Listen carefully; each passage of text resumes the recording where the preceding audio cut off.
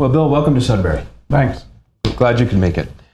One of the things that is a really interesting challenge I think many entrepreneurial or small companies face is post that lead generation activity. Many of these prospective customers will have a chance to finally sit down with an early stage company. For the company though, what do they need to do to break the ice? Okay, yeah, I can appreciate the problem associated with that and how it feels. And there's not a general statement that applies to everybody. The key is kind of trying to sense what's important for the customer, the person that you're talking to. It's no different than any other kind of conversation. Right. But what I find is really the thing that seems to work most of the time is to ask them more about what they do. Try to learn about what's important to them. Ask them why those things are important. So mostly I'm very interested in you and what you do and what's important. Right. And you can't do that just from a naive point of view. It's not just I'm asking you some kind of open-ended question. You've done some research. You know who the customer is. You know some things from the internet or other conversations about what you believe are important things to them. And you're able to ask this person to tell you some more about that. And building on that theme, it sounds like you want to overtly avoid selling right out of the gate. So for an early stage company, how much can they expect to really learn and validate that there's a problem that they're looking to solve with a customer and getting that direct feedback versus doing their own independent market research? How do they know where to strike that balance? So I don't know that it's a balance because you're always trying to get as much as possible. The more information, the more effective you can be at trying to really tailor a solution for whatever problem or opportunity that the customer's talking about. So I think there is, a bit of this is what I can discern about what's important to the company if this is my first call. Right. And then I'm moving in to talking to you and trying to get that additional information based on some insights. You're testing some hypothesis. It seems to me this might be. So it's all listening. The other side of it is, the guy doesn't want to waste his time talking to you. Right. What can he learn from you? Why are we having this conversation? So you do want to have some opportunity that you're talking about, well, this is how I see what we're doing really being directly impactful on those kind of problems. Here's some places that it has been. But I would say it's probably first call, someplace around 80-20. 80-20 trying to discover, 20% trying to make it worth that guy's time to have a conversation with you. And one of the things that I've heard you talk about time and time again, and based on your experience and also direct knowledge in working with companies, is knowing and trying to understand what that company's next best alternative is. Mm-hmm. So as an early stage company going in, how do they try to deduce what that company's thinking in terms of their alternatives? Well, again, as you and I have talked before, in my world, the world revolves around value propositions. And so the reason somebody wants to talk to me is because they think they might have something better from me than what they're able to get from someone else or what they already have.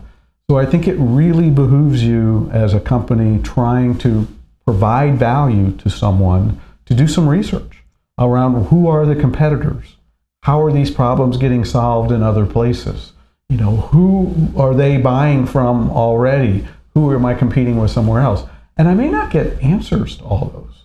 I may find, I can't really find anybody who's doing this. Right. And guess what? They may not have a next best alternative that's like you, but they're doing something. They may have the next best alternative is I just keep paying for it when it breaks and I put in a new one.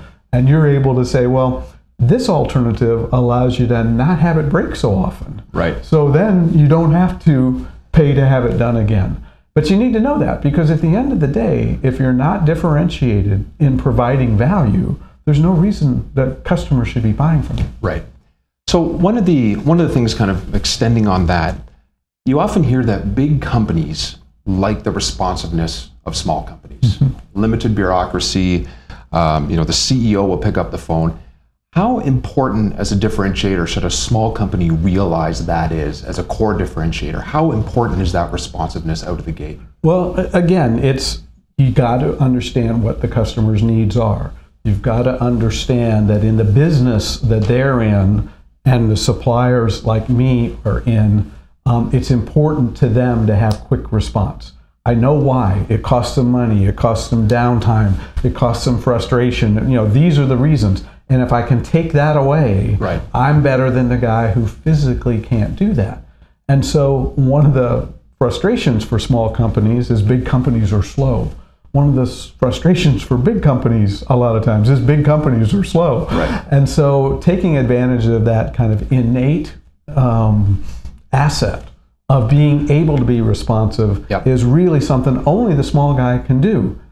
But he needs to do it every time and do it reliably, because if not, that big company is saying, you're no more responsive than the other guys. Absolutely. I can't count on you. Yeah, no, I could see that.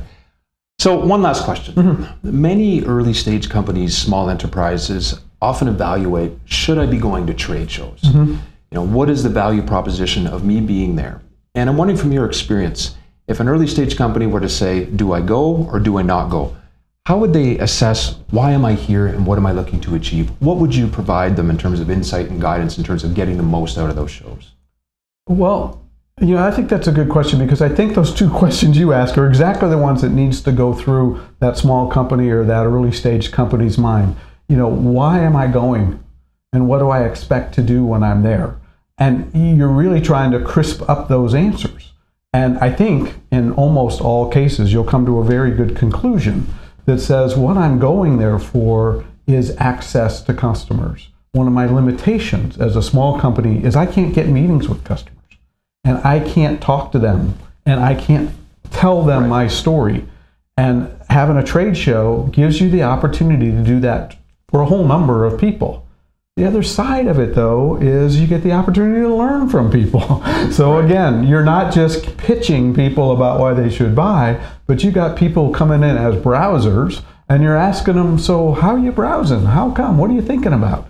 And you get to learn. And so action-packed, working every minute, spending time with as many people as you can, working every minute. My experience is it's pretty high value.